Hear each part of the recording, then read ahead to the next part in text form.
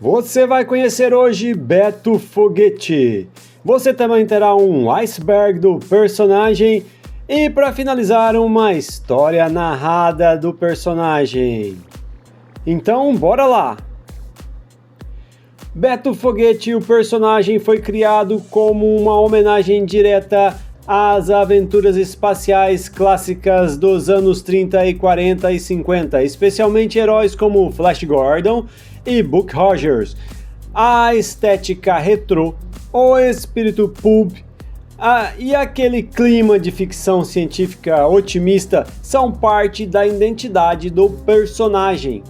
Outra coisa interessante, o próprio JJ Marreiro é muito ligado à cultura sci-fi clássica. Ele participou de movimentos ligados aos quadrinhos independentes e fanzines no Ceará. Venceu o troféu HQ Mix 3 vezes com o projeto Money Comics e construiu uma carreira misturando humor, aventura e ficção científica retrô. Ele é criador do Beto Foguete e de muitos outros personagens. O conceito do Beto Foguete também lembra bastante aqueles heróis espaciais jogados no desconhecido, algo muito comum nas histórias antigas de Space Opera. O personagem é levado no futuro contra sua vontade e descobre que sua existência naquele tempo é essencial para impedir uma tragédia planetária. E isso dá um tom quase melancólico e heróico ao personagem, porque ele literalmente abandona sua própria época para salvar o futuro. Outro detalhe é que as histórias podem ser lidas separadamente, mas ainda possuem continuidade. Isso aproxima Beto Foguete muito dos seriados antigos de aventura espacial, onde cada edição trazia uma missão diferente, novos planetas, ameaças cósmicas e tecnologias malucas. O personagem representa uma carta de amor aos quadrinhos clássicos de ficção científica. Enquanto muita HQ moderna tenta ser sombria e ultra-realista, Beto Foguete abraça aquele espírito de aventura pura. Foguetes, viagens espaciais, heróis destemidos e visual retrô. Beto Foguete não tenta copiar os heróis modernos, ele faz exatamente o contrário. O personagem abraça o espírito das antigas aventuras espaciais, daquela época em que os quadrinhos eram movidos pela imaginação sem limites. Cada página parece saída diretamente da era de ouro da ficção científica, e talvez seja isso que torne a obra de JJ Marreiro tão especial. Ela não tenta seguir tendências, ela celebra a essência clássica da aventura. Você acha que conhece Beto Foguete? Então se prepara, porque esse iceberg vai muito mais fundo do que parece. Na superfície é o nível 1, é onde o que quase todo mundo sabe. Beto Foguete é criação de JJ Marreiro, inspirado em clássicos como Flash Gordon e Buck Rogers. Estética retrô baseada na ficção científica dos anos 50, aventuras espaciais com tom leve e aventureiro, e histórias que podem ser lidas fora de ordem. Vamos para um nível abaixo, nível 2, conhecimento de fã. Mistura de humor com ficção científica clássica, influência direta da cultura pulp e dos antigos seriados espaciais. Parte do universo criativo independente brasileiro. Ligação com o projeto Money Comics. Visual e narrativa propositalmente datados como homenagem.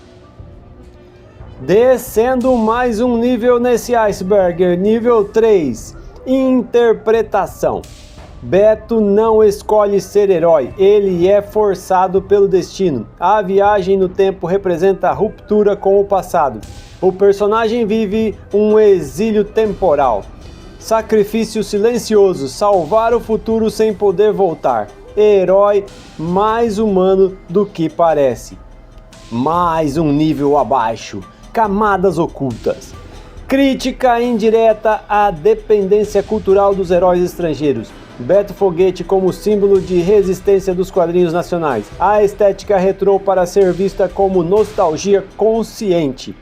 O futuro apresentado pode não ser tão ideal quanto parece. Possível metáfora sobre aceitar o desconhecido. Estamos indo mais fundo ainda. Vamos para as teorias. Beto Foguete pode nunca mais conseguir voltar ao seu tempo. Sua presença no futuro pode ser um paradoxo temporal.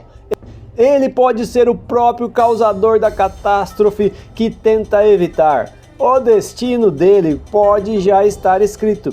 As aventuras podem representar ciclos que se repetem.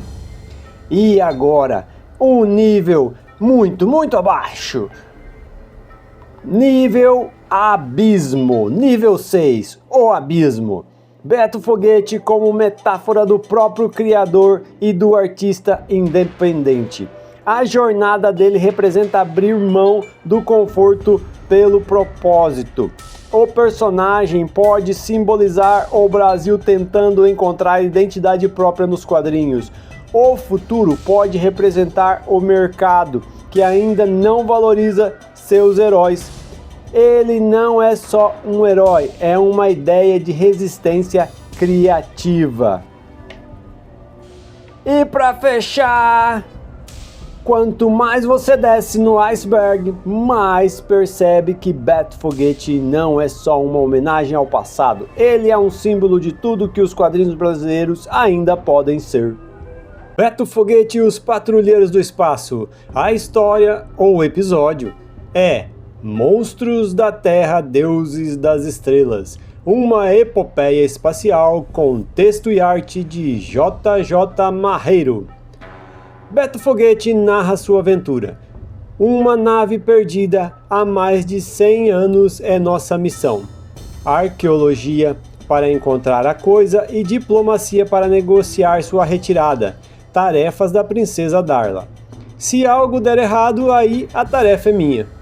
Por isso, eles sempre enviam uma princesa e um patrulheiro. Afinal, a gente nunca sabe o que vai encontrar por aí. Para trás! Exclamou Beto Foguete para Darla ao perceber o ataque iminente dos primitivos. Zapt! Beto Foguete dispara sua arma de plasma. Beto defende sua posição para evitar que cheguem até Darla. Darla pensa que é melhor mesmo ela se afastar da briga.